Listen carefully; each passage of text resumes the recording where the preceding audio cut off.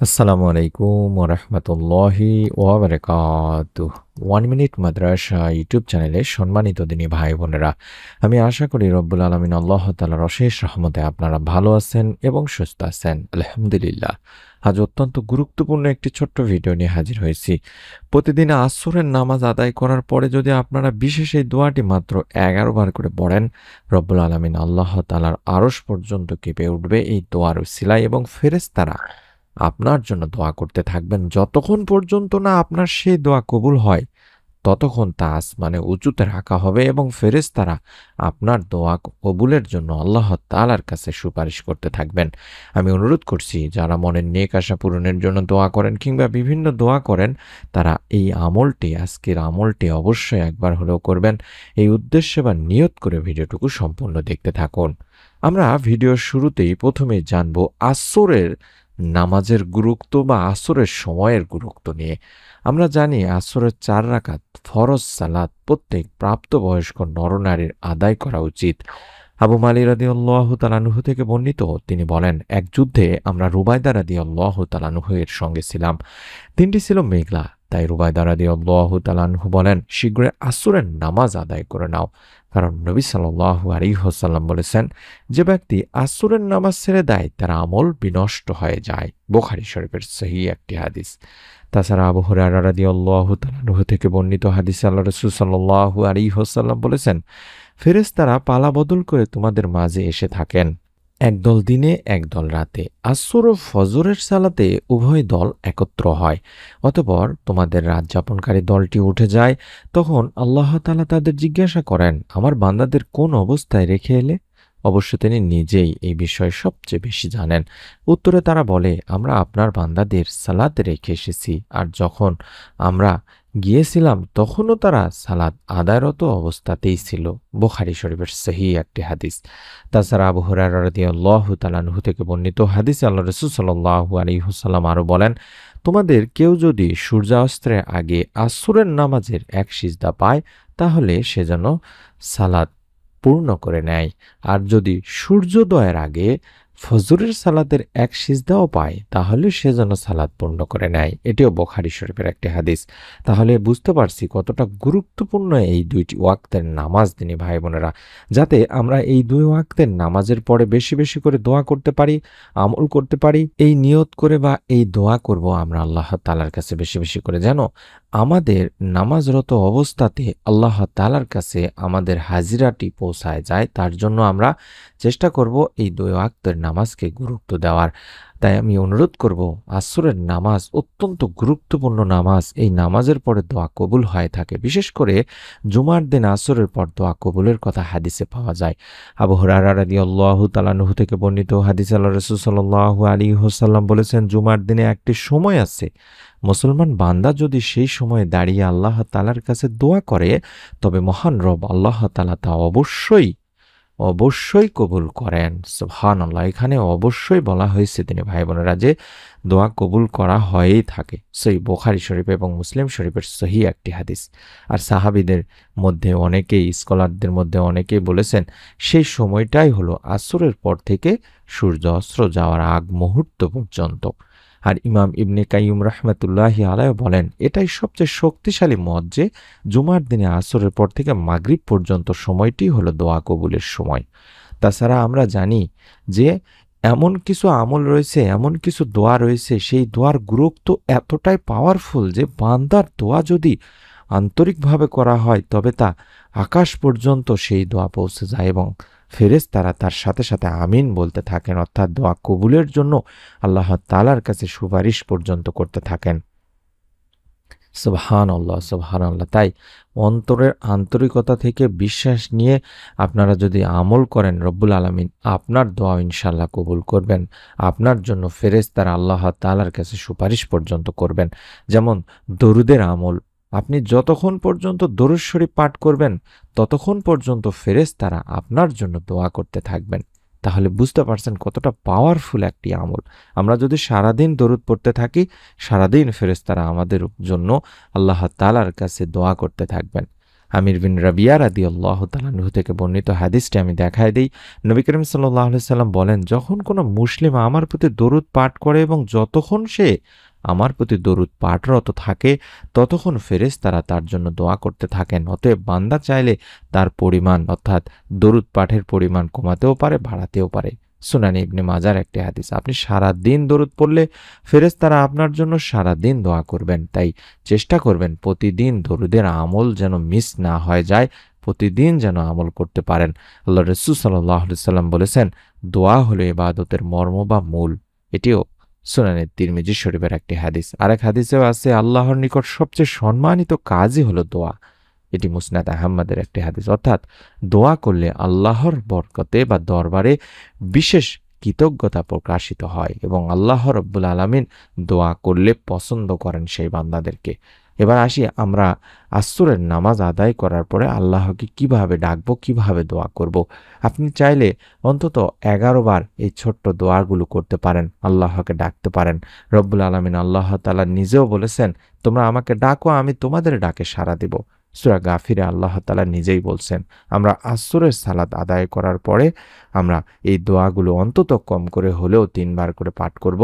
দরুদ শরীফ 11 বার পাঠ করার পরে আমাদের প্রথম কাজ হবে ইস্তেগফার করা। ইস্তেগফার বা ক্ষমা প্রার্থনা হলো আল্লাহ তাআলার কাছে নিজের পাপ, ত্রুটি ও ভুলের জন্য ক্ষমা চাওয়ার একটি প্রক্রিয়া দেনি ভাই বোনেরা, যা অনুতাপ ও বিনয়ের মাধ্যমে সম্পূর্ণ হয়। যেমন আস্তাগফিরুল্লাহ, আস্তাগফিরুল্লাহ, আমি আল্লাহর কাছে ক্ষমা চাই। বা আরও বিস্তারিত দোয়া যেন করতে পারেন তার জন্য সাইয়্যিদুল ইস্তেগফার আছে, আপনারা চাইলে এটিও করতে পারেন। এটা ইস্তেগফারের মাধ্যমে আল্লাহ বান্দার পাপ মোচন করেন এবং মর্যাদা বৃদ্ধি করেন, যা কোরআনে উল্লেখ আছে তিনি ভাই বোনেরা। ইসলামী পরিভাষায় দোয়া ও তাওবার মাধ্যমে আল্লাহর কাছে ক্ষমা প্রার্থনা করাকেই মূলত ইস্তেগফার বলা হয়ে থাকে। আর এটি পাপ মোচনের প্রথম মাধ্যম এবং আল্লাহর করুণার উপর নির্ভর করে। ইস্তেগফার কেন করা হয়?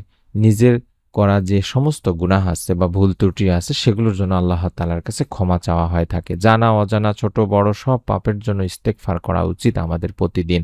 আল্লাহর ক্ষমা পাওয়ার একটি বিশেষ উপায় হলো এই ইস্তেগফার এবং এটিও একটি পৃথক ইবাদত।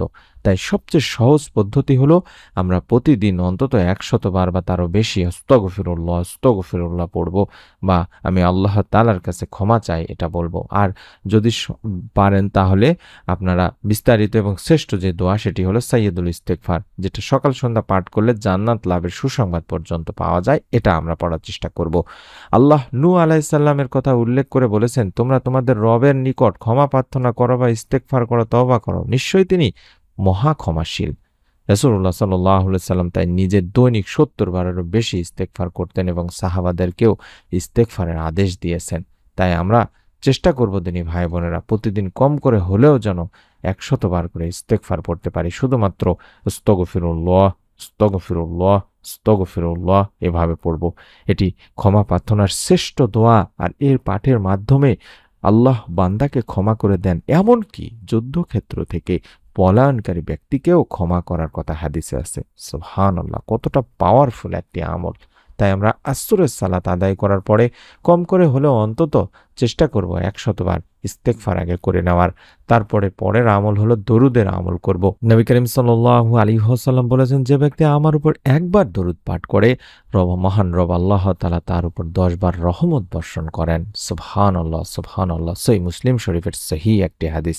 তাছাড়া কেউ যদি নবী করিম সাল্লাল্লাহু আলাইহি সাল্লামের হাদিস বলা হয়েছে, যদি কেউ সকালবেলা আমার উপর 10 বার দরুদ পাঠ করে এবং বিকালবেলা আমার উপর 10 বার দরুদ পাঠ করে, কঠিন কিয়ামতের দিন মুসিবতের সময় সে আমার সুপারিশ দ্বারা সৌভাগ্যবান হবে। সুবহানাল্লাহ সুবহানাল্লাহ। তাছাড়া দরুদ পাঠের ফজিলত তখন আপনাদের সামনে তুলে ধরেছি যে ফেরেশতারা দোয়া করতে থাকবেন আপনার জন্য যতক্ষণ আপনি দরুদ পাঠরত অবস্থায় থাকবেন। তাই আমাদের দ্বিতীয় কাজ হলো অন্তত 11 বার বা 10 বার আল্লাহুম্মা সাল্লি আলা মুহাম্মাদি ওয়া আলা আলি মুহাম্মাদ, এতটুকু হলেও আপনারা অন্তত পড়ার চেষ্টা করবেন। কিংবা দরুদে ইব্রাহিম পড়ার চেষ্টা করবেন। এবং তৃতীয় এবং সর্বশেষ আমাদের কাজ হলো দুনিয়া আখিরাতের কল্যাণ চাওয়ার দোয়া করা। এই দুনিয়াতেও যেন কল্যাণ পায়, আখিরাতেও যেন কল্যাণ পায়, তার জন্য এই দোয়াটি করা। রব্বানা আতিনা ফিদ দুনিয়া হাসানাতাও ওয়া ফিল আখিরাতি হাসানাতাও ওয়া কিনা আযাবান নার। এটি অন্তত কম করে হলেও 3 বার পাঠ করা। এই দোয়াটি এতটাই পাওয়ারফুল দোয়া। এই দোয়াতে আমরা বলছি যে হে আমাদের পালনকর্তা, আমাদেরকে ইহকালে কল্যাণ দান করো এবং পরকালেও কল্যাণ দান করো, আর আমাদেরকে আগুনের অর্থাৎ দোজকের যন্ত্রণা থেকে রক্ষা করো। এটি সূরা বাকারাতে বলা হয়েছে। অর্থাৎ এই দোয়াটি দুনিয়া এবং আখিরাতের কল্যাণ চাওয়ার দোয়া। যেমন দুনিয়াতেও শান্তি দাও, আখিরাতেও শান্তি দাও, পরকালে তুমি জাহান্নামের আগুন থেকে আমাদেরকে রক্ষা করো।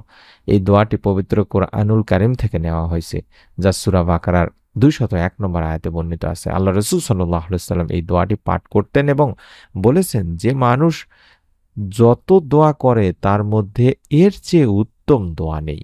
সুবহানাল্লাহ, সুবহানাল্লাহ। এই দোয়াটি শুধু দুনিয়ার মঙ্গলই কামনা করে না, বরং পরকালের কল্যাণ চেয়েও থাকে এবং জাহান্নামের আযাব, আগুনের আযাব যন্ত্রণা থেকেও রক্ষা পাওয়ার জন্য আল্লাহর কাছে ক্ষমা প্রার্থনা করে থাকে। তাই আমরা এই দোয়াটি বেশি বেশি করে করব। যারা রিজিকে বরকত চান কিংবা সচ্ছলতা চান, তাকওয়া চান, হেদায়েত চান, তারা আপনারা চাইলে আল্লাহুম্মা ইন্নী আসআলুকাল হুদা ওয়াত তুকা ওয়াল আফাফা ওয়াল গিনা এটিও অন্তত 3 বার পড়ে নিতে পারেন। হে আল্লাহ, আমি আপনার কাছে হেদায়েত, তাকওয়া, চারিত্রিক পবিত্রতা ও সচ্ছলতা চাই। এটিও আপনি 3 বার পড়ে নিতে পারেন। তারপরে আপনাদের কাজ হবে রিজিক, সুস্থতা, পরিবার, সন্তানের জন্য মন থেকে বেশি বেশি করে আল্লাহ তাআলার কাছে চাওয়া। যার যার মনের নেক ও ভালো ইচ্ছেগুলো আল্লাহ তাআলার কাছে তুলে ধরা। রব্বুল আলামিন ইনশাআল্লাহ আপনাকেও নিরাশ করবেন না। তবে দোয়া কবুলের কিছু শর্ত আছে, সেগুলো আমি দেখায় দিচ্ছি। দোয়া করার আগে অবশ্যই আল্লাহর প্রশংসা দরুদ শরীফ পাঠ করে নিতে হবে। অর্থাৎ সূরা ফাতিহা পড়তে পারেন আল্লাহর প্রশংসা হিসাবে, এবং দরুদ শরীফ যেগুলো শিখিয়ে দিলাম ছোট্ট দরুদ শরীফটি, সেটিও পড়তে পারেন। এবং দোয়া করার সময় মনোযোগ দিয়ে দোয়া করতে হবে, বিনয়ী হয়ে দোয়া করতে হবে দিনী ভাই বোনেরা, যেন আল্লাহ রাব্বুল আলামিন আপনার দোয়া শুনছেন, আপনার দোয়া কবুল করবেনই করবেন, এই বিশ্বাস নিয়ে নিয়ত করে দোয়া করতে হবে। হারাম খাওয়া দাওয়া থেকে বেঁচে থাকতে হবে, তা না হলে আপনার দোয়া কবুল হবে না। হালাল রিজিক, হালাল জীবিকা অর্জন করার চেষ্টা করতে হবে। ধৈর্য ধরে বারবার দোয়া করতে হবে। অনেকে আছেন 2-1 বার দোয়া করার পরে আর দোয়া করতে চান না। আমি প্রত্যেক ভিডিওতেই বলে থাকি যে দোয়া কখনোই বৃথা যায় না, বান্দার দোয়া কখনোই রব্বুল আলামিন আল্লাহ তাআলা ফেরত দেন না। এই দোয়ার প্রতিদান রব্বুল আলামিন দুনিয়াতে না দিলে আখিরাতে দেবেন, এবং দুনিয়াতে কোনো প্রকার অমঙ্গল, বড় ধরনের বিপদ আপদ থেকে আল্লাহ তাআলা আপনাকে রক্ষা করবেন। তাই আসুন অবশ্যই অবশ্যই বেশি বেশি করে আমরা সবাই আসরের নামাজের পরে আন্তরিকভাবে দোয়া করি, আল্লাহর কাছে ক্ষমা চাই, দরুদ শরীফ বেশি বেশি পড়ি এবং দুনিয়া আখিরাতে কল্যাণ কামনা করি। আশা করছি যদি ভিডিওটি ভালো লেগে থাকে তবে অবশ্যই আপনারা একটি করে লাইক দিবেন, কমেন্ট করবেন, এবং আপনার নিকট আত্মীয় স্বজন, কাছের মানুষজন যারা আছে তাদের কাছে ভিডিওটি শেয়ার করতেও ভুলবেন না। আর আমাদের পরবর্তী নতুন আমলের ভিডিওগুলো যাতে মিস না হয়ে যায়, তার জন্য এই ভিডিওটির নিচে দেখুন সাবস্ক্রাইব লেখা আছে। এই সাবস্ক্রাইব লেখাটি যেভাবে দেখাচ্ছে এরকম আপনারাও দেখতে পাচ্ছেন। এই ভিডিওর নিচেই চলা অবস্থাতেই দেখতে পাবেন। সাবস্ক্রাইব করে রাখুন, ইনশাল্লাহ প্রত্যেকটি নতুন ভিডিও আপনার কাছে পৌঁছাতে থাকবে। সকলে ভালো থাকুন, সুস্থ থাকুন। আমরা মন থেকে দোয়া করি প্রত্যেকেই প্রত্যেকের জন্য বেশি বেশি করে দোয়া করবেন। আমাদের কমেন্ট সেকশনে এক মুসলিম ভাই বোন অন্য মুসলিম ভাই বোনের জন্য যখন দোয়া করা হয় তখন সেই দোয়া কবুল করা হয় থাকে তিনি ভাই বোনেরা। তাই আমরা এতটুকু পদ্ধতি অবলম্বন করতেই পারি। আমি আমার ভাইয়ের জন্য দোয়া করব, তার ওসিলায় আল্লাহ রাব্বুল আলামিন আমার দোয়া কবুল করবেন। এই চিন্তা রেখে আপনারা প্রত্যেকের জন্য দোয়া করবেন, দোয়া চাইবেন। ইনশাআল্লাহ রাব্বুল আলামিন সবার দোয়া কবুল করেই নেবেন। মনের মধ্যে শতভাগ বিশ্বাস নিয়ে আমলটিও আবারও বলছি একবার অন্তত করবেনই করবেন দিনী ভাই বোনেরা। নতুন ভিডিও দেখার আমন্ত্রণ জানিয়ে আজকের মতো বিদায় নিচ্ছি। আসসালামু আলাইকুম ওয়া রাহমাতুল্লাহি ওয়া বারাকাতুহু।